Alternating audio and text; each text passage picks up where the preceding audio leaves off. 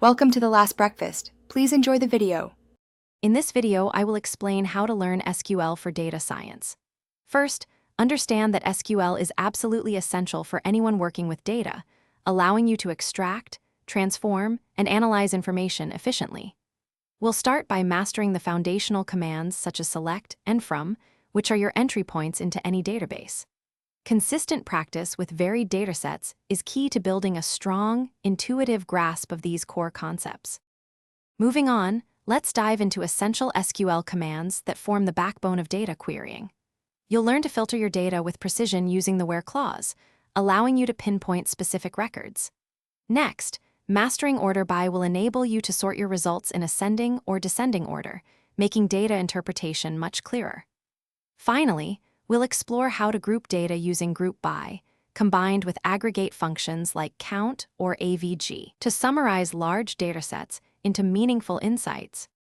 Now, let's elevate your SQL skills with some advanced techniques crucial for complex data science tasks. Understanding different types of join, such as inner, left, and right, is vital for combining information from multiple tables seamlessly. We'll also explore subqueries, which allow you to perform nested queries for more intricate data retrieval. Furthermore, learning window functions will empower you to conduct sophisticated analytical calculations across sets of rows, providing deeper insights into your data. To truly master SQL for data science, consistent practice and leveraging the right resources are paramount. Engage with interactive online platforms such as LeetCode or HackerRank, which offer hundreds of challenging SQL problems to sharpen your skills. Actively work on real-world projects, perhaps analyzing publicly available datasets to apply your knowledge in practical scenarios. Finally, compile a portfolio of your SQL projects.